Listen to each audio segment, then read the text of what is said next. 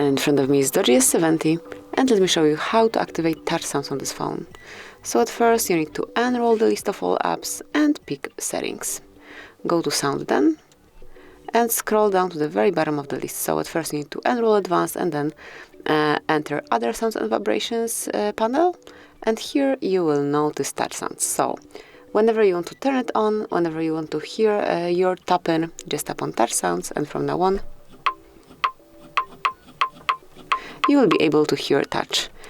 And then if you would like to turn touch sounds off, smoothly unmark the switcher. So let's enter sound again, scroll down, and if you unmark this feature, it will be muted. So this is it, that will be all. Thank you for watching. Please subscribe our channel and leave the thumbs up.